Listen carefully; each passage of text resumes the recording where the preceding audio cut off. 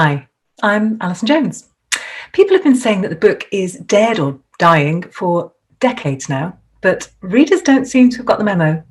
And to me as a publisher, that is great news, of course. But for you as a potential author, the news is not so good. The average book now sells around 200 copies and has a less than 1% chance of getting into a bookstore. And according to the Authors Guild, the average professional author earned just $3,000 per annum from book sales in 2018. And those are people who describe themselves as writers. So there are bestsellers, and then there's a long tail. And if you're dreaming of getting rich by publishing a book, this is going to be very unwelcome listening.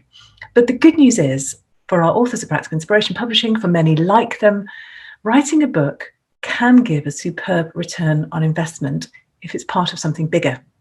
If there's an enterprise into which the book fits, and there are revenue generating products or services that the book can support. So what I'm going to try to do today is give you a bit of an unfair advantage. How can you maximize your chances of writing a successful book in that bigger sense of a return in the enterprise rather than simply on direct sales of the book?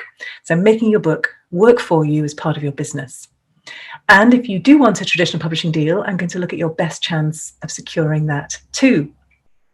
So I'm going to suggest 3 principles today to give you that unfair advantage in writing a successful business book, and they might not be what you expect. But first, let me introduce myself briefly. I've been in publishing all my life. I have a master's in English literature and language, and when I graduated, I went straight into 2 jobs, writing a reference book for Chambers, an Edinburgh publisher, by day, and working in Waterstone's East End of Princes Street bookstore every evening. So author and bookseller, the 2 pointy ends of publishing. And when I wasn't writing or selling books, I was reading them or talking about them or reviewing them or arranging author events. I went on to work at Oxford University Press, developing Oxford Companions, and then as an online publisher at Palgrave Macmillan, taking our reference books online and developing our ebook platform. On social media, I am Books to the Sky, which comes from a poem by Arnold Lobel. Books to the ceiling, books to the sky, my pile of books is a mile high. How I love 'em, how I need 'em, I'll have a long beard by the time I read 'em. Basically, if you cut me open, you will find books running all the way through. But in 2012, that all changed, or at least it seemed like it was about to change. In 2012, I was Director of Innovation Strategy at Palgrave Macmillan in Basingstoke, and I, and indeed everyone in the industry, was grappling with a fundamental shift in everything we'd ever known about publishing. We had Amazon disrupting bookselling, open access in academia, the growth of self-publishing, the sharing economy favoring access over ownership, this tsunami of free content appearing on the web. The traditional publishing model of selling discrete units of content to people for money seemed suddenly just to be on the wrong side of history. And 2012 also happened to be the year that I discovered Macmillan was planning to centralise all its businesses in London in a central campus in 2014. Now, I loved my job at Macmillan. I loved my colleagues. I loved books. The new building was really cool. But I didn't want to end up on the wrong side of history. So I jumped. I took advantage of those 2 years to retrain as a coach. And in 2014, I set up my own business, Alison Jones Business Services Limited, offering small business and executive coaching. And that was it. I was leaving publishing. And it broke my heart, but I knew it was the right thing to do because after all, books were dying, weren't they? Everyone said so. But it didn't work out quite like that. So when you're training as a business coach, you have to put in lots of hours with practice clients. And as soon as those small business owners that I was working with, the business leaders, discovered that I was a publisher, all they wanted to talk about was how to write and publish their book. And really, that's how Practical Inspiration Publishing began. And today, 7 years later, we've published around 150 books, many of them award winners. We have warehouses and distributors and rep forces all around the world, a rights team, bibliographic excellence accreditation. We have everything that I would have sworn was a pointless publishing anachronism in 2012. So what happened?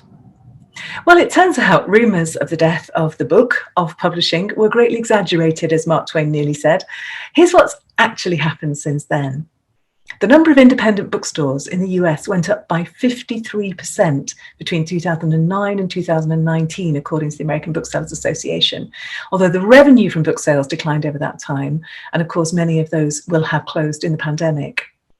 Non-fiction has overtaken fiction as the genre of choice for many people. Book sales shot up in 2020 and they are continuing to grow. Business Wire is forecasting that the book publishing industry, so that's not just the number of books from indie authors, the actual tracked industry will grow 5.4% in 21 and continue growing at near that rate up to at least 2025. And much of that growth is fueled by growth in print books, not just ebooks and audiobooks. So books, in other words, and particularly business and non-fiction, have proved massively more resilient in the digital age than most people, including me, expected. But they are doing something a little bit different than they used to. I chatted to Daniel Priestley, author of Key Person of Influence and lots of other books, for my Extraordinary Business Book Club podcast back in 2017. And he said publishers are very, very big on the idea that you need to go out and sell books. I've always thought of a book as something that should go out and sell the author. Now, he's speaking particularly about business books. What authors want from their book might not be what a publisher wants from their book, because the author wants visibility and reputational capital. The publisher wants sales revenue. So how do you, as a potential author, navigate your way to publishing a book that is a success for you on your terms? I suggest that however you plan to publish, there are 3 principles to consider. Firstly, start with a proposal. Secondly, write out loud. And thirdly, don't end with a full stop. So let's look at the proposal first. In the old days, it was easier in some ways, harder in others. If you wanted to publish a business book, well, any non-fiction book, really, you started by putting together a book proposal and pitching it to a publisher or an agent, or rather lots of publishers and lots of agents. And if you could convince one of them that it was a decent business proposition, brilliant, you got published.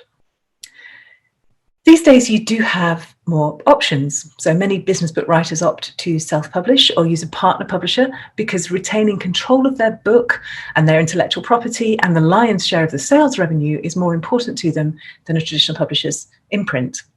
And if that's you, you might feel that you don't need to write a proposal because, well, you don't need to convince anyone else that this is a good use of resources.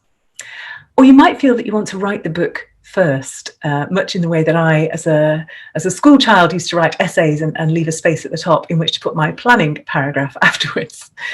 But here's the thing, however you are planning to publish, writing a proposal is a superb use of your time before you dive into writing a book, because it forces you to get clear on exactly who you're writing for and the problem that you're solving for them. And it will make you articulate the distinctive hook for your book. And it will make you think upfront about how you're going to market it, which is essential because you need to start building the platform from which you're going to launch your book long before it's actually published. And it can also have a huge benefit for your business, not just your book. So many graduates of the 10-day Business Book Proposal Challenge have told me how writing that proposal allowed them to get clear on their distinctive approach and craft, the intellectual property, the model that becomes the core structure, yes, of the book, but also goes on to become a key intangible business asset. So however you are planning to publish, do this groundwork. Identify who you're writing for, identify the problem you're solving for them.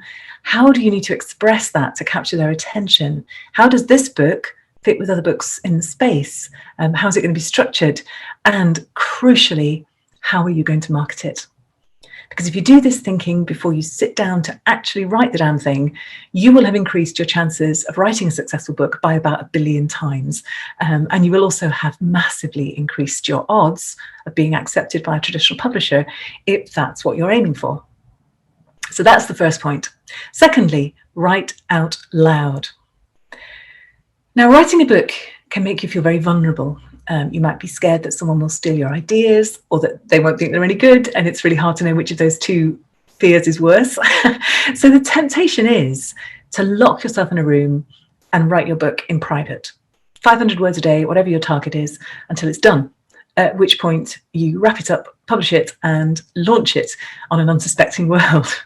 And at which point it will probably sink without a trace because nobody is engaged with it. But there is another way. That period of writing your book is, or it can be, what I call a force multiplier. So a force multiplier is any tool that gives you a disproportionate advantage. It was originally, of course, a military term. If a small Roman division went up against a large fortified town, they'd rely on their force multipliers, their siege engines, but also their training and their discipline to turn the crude numerical odds in their favour. And if your book is strategically aligned at the centre of your business, then all the activity that you do around researching and writing and marketing it can be that unfair advantage that amplifies your business impact. Another picture, think about Hyde Park, back in the days before health and safety went mad, when speakers would bring a soapbox or a step ladder to stand on, to raise themselves above the level of the crowd so that they could be seen and heard, so that people could see that they were there to talk, they had something to say.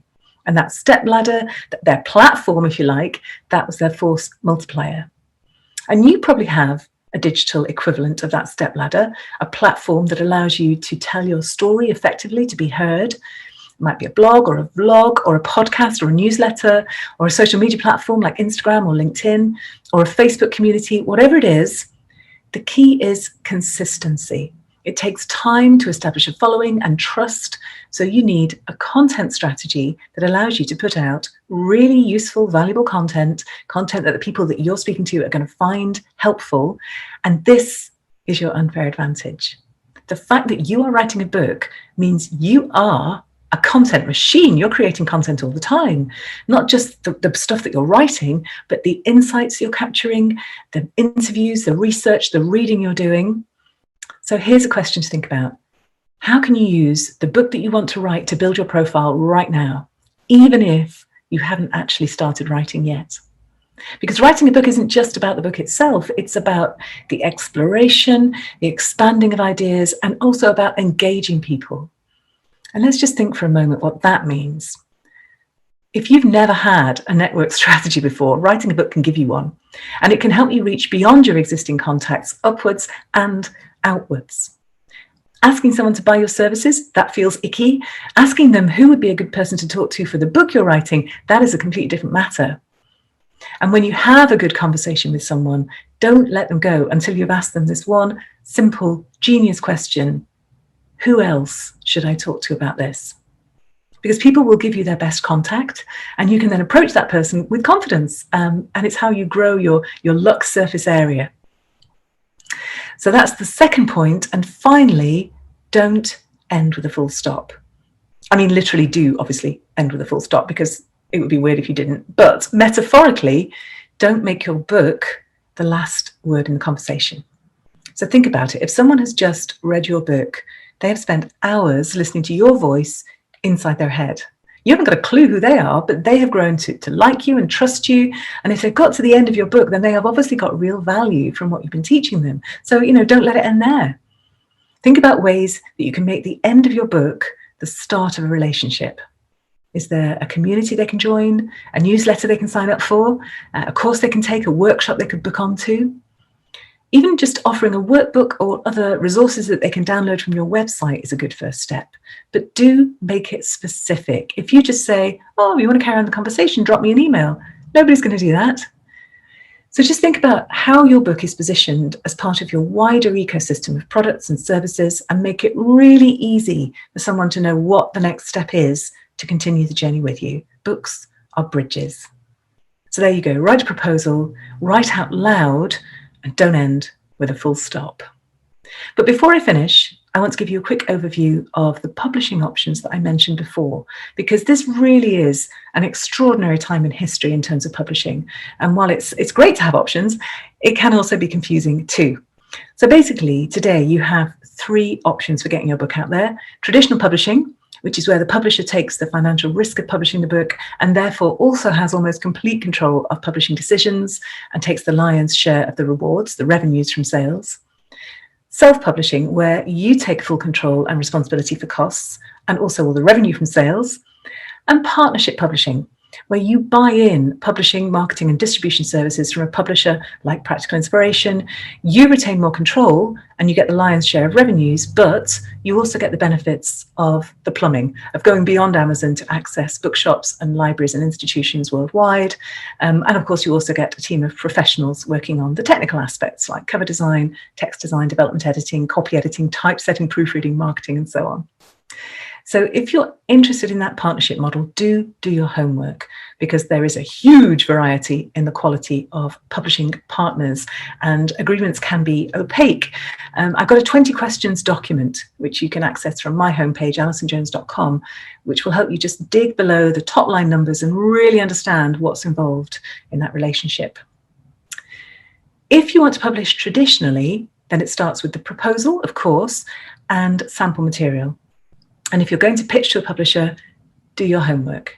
Check out their website, look at the books that they're already publishing, look at the markets they're targeting. Just make sure you're a good fit.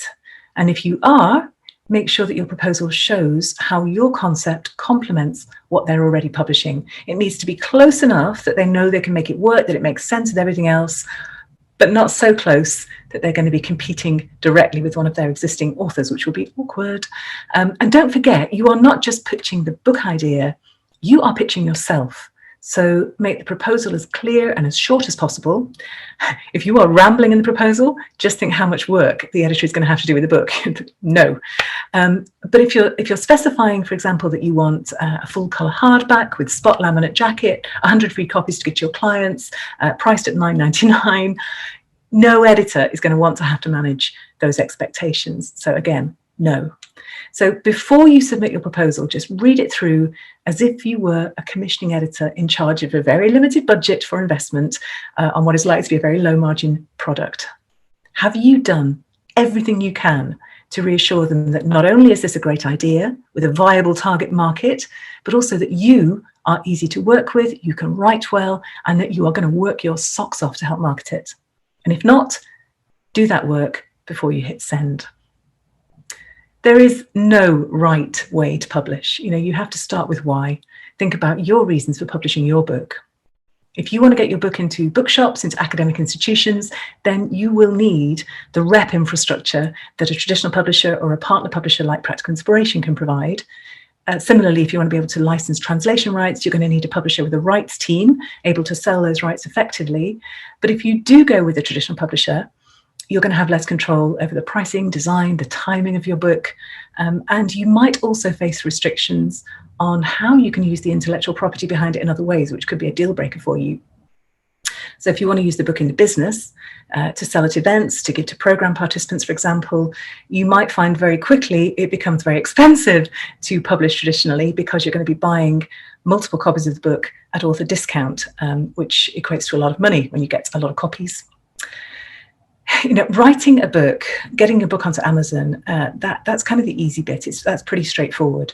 But the book industry is so much bigger than Amazon, particularly for professional books. So as I said, think about your options. There's a free 20 questions document that you can download from alisonjones.com, which will just help you understand and compare the different moving parts, the different things you need to look out for in agreements. And that really is it. But of course, I'm not ending with a full stop. If you want to take the next step with me, here are 3 more ideas. You can subscribe to the Extraordinary Business Book Club podcast for writing inspiration and reading recommendations every week. You can join the Extraordinary Business Book Club on Facebook to connect with other business book writers, and also take part in our weekly writing sprint around the virtual campfire. And if you're really serious about getting your book written, you can sign up to the next 10-day business book proposal challenge, which starts on the 13th of September and still has a few spaces. So now it's over to you. Thanks for listening, and I'm really looking forward to your questions.